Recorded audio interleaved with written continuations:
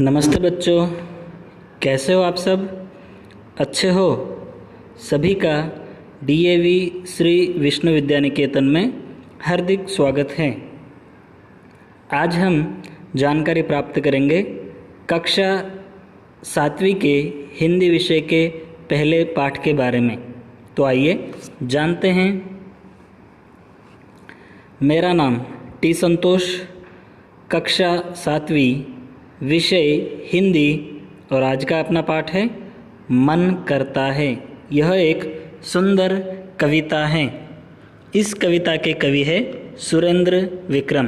कविता के कवि है सुरेंद्र विक्रम। तो आइए देखते हैं। अब देखिए, आपके सामने एक चित्र है। चित्र को ध्यान से देखिए। इस चित्र से संबंधित मैं आपसे कुछ प्रश्न पूछूंगा। उन प्रश्नों का उत्तर देने का भी प्रयास कीजिए। तो पहला प्रश्न है, चित्र में क्या क्या दिखाई दे रहा है? उत्तर, चित्र में आसमान में चांद, पतंग, सितारे, लड़के, सैटेलाइट, पैराशूट, बारिश, फूल, छतरी आदि दिखाई दे रहे हैं। दूसरा प्रश्न देखिए, लड़के क्या कर रहे हैं? उत्तर, लड़के आसमान में घूम रहे हैं। तीसरा प्रश्न, वे एक दूसरे से क्या बात कर रहे होंगे? उत्तर, वे एक दूसरे से खेल कूद की खुशियों से संबंधित बात कर रहे होंगे। अब देखते हैं कविता। इसको मैं पहले एक बार गाता हूँ, आप लोग ध्यान से सुनिए और बाद में उसी प्रकार गाने का प्रयास कीजिए। तो सुनिए कविता के बोल। मन करता है सूरज बनकर आसमान में दौड़ लगाऊं। मन करता है सूरज बनकर आसमान में दौड़ लगाऊं। मन करता है चंदा बनकर सब तारों पर अकड़ दिखाऊं। मन करता है चंदा बनकर सब तारों पर अकड़ दिखाऊं। मन करता है तितली बनकर दूर दूर तक उड़ता जाऊं। मन करता है तितली बनकर दूर दूर तक उड़ता जाऊं। मन करता है कोयल बनकर मीठे मीठे बोल सुनाऊं। मन करता है कोयल बनकर मीठे मीठे बोल सुनाऊं। मन करता है चिड़िया बनकर चींची चूं चूं शोर मचाऊं। मन करता है चिड़िया बनकर चींची चूं चूं शोर मचाऊं। मन करता है चरखी लेकर पीली लाल पतंग उड़ाऊं। मन करता है चरखी लेकर पीली लाल पतंग उड़ाऊं। मन करता है सूरज बनकर आसमान में दौड़ लगाऊं।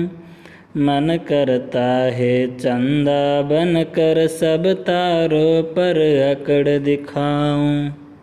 अच्छा लगा सभी को? आनंद आया? तो ऐसे ही आप सभी लोग बाद में इस कविता को गाने का प्रयास कीजिए। अभी जानते हैं कविता का भावार्थ। तो देखिए, आपके सामने 4 पंक्तियां हैं। पहले 2 पंक्तियों के बारे में जानते हैं। प्रस्तुत कविता में कवि ने अपने आप को एक छोटे बच्चे के रूप में पेश किया है। देखिए पहली 2 पंक्तियां। मन करता है सूरज बनकर आसमान में दौड़ लगाऊं। प्रस्तुत पंक्तियों में कवि कहते हैं कि जिस प्रकार हम देखते हैं प्रतिदिन सूरज आसमान में दौड़ लगाता है, घूमता है, हर दिन पूरब से निकलकर पश्चिम की ओर जाता है, उसी तरह उसी प्रकार मेरा मन करता है कि मैं भी सूरज की तरह आसमान में घूमूं, आसमान में यहाँ से वहाँ जा सकूं, आसमान में मैं भी सूरज की तरह दौड़ लगाऊं, मेरा मन करता है। अगली दो पंक्तियाँ, मन करता है चंदा बनकर सब तारों पर अकड़ दिखाऊं।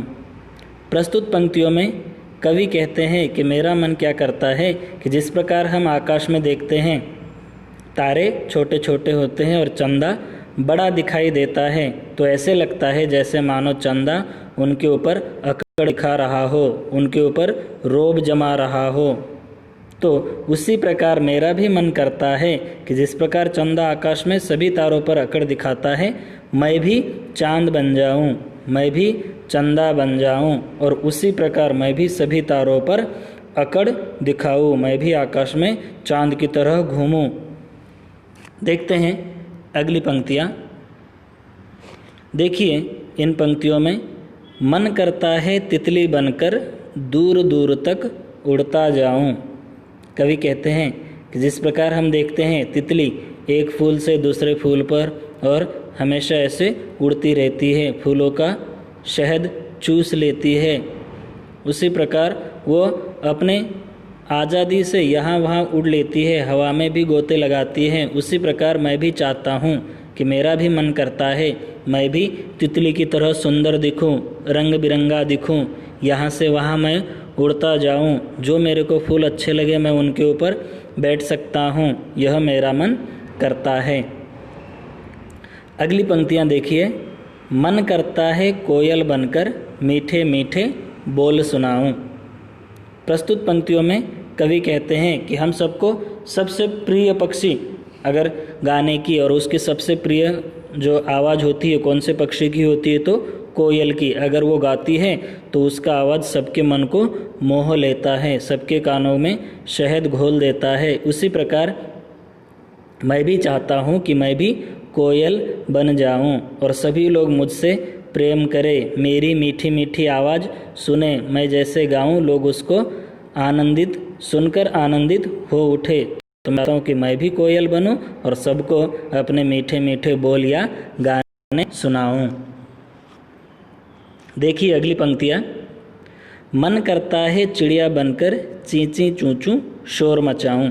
प्रस्तुत पंक्तियों में कवि कहते हैं कि मेरा मन करता है, जिस प्रकार हम देखते हैं हर दिन सुबह सुबह चिड़िया अपने घर के आंगन में आ जाती हैं, शोर मचाती हैं, ची ची चूँ चूँ करती है। कई बार अगर बच्चे होते हैं उठने में देर हो जाती है तो चिड़िया रानी अपनी आवाज़ से उनको जगाने का प्रयास करती है, उनकी आवाज़ से हम लोग जग जाते हैं।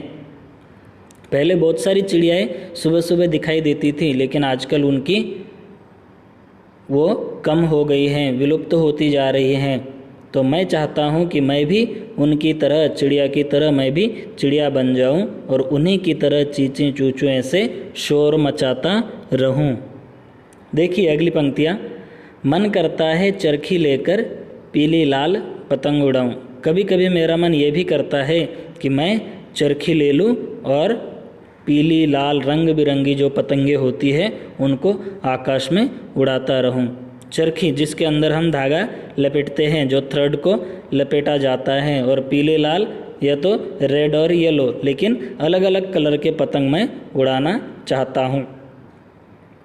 यह हो गया इस कविता का भावार्थ। अब देखते हैं इस कविता में आए कुछ मुख्य शब्दार्थ जो इस कविता में आए हुए हैं। सूरज, सूर्य, सूरज शब्द का अर्थ है सूर्य। तारा, नक्षत्र, तारा शब्द का अर्थ नक्षत्र। कोयल, श्यामा, कोयल शब्द का अर्थ श्यामा। चंदा, चांद, चंदा शब्द का अर्थ चांद।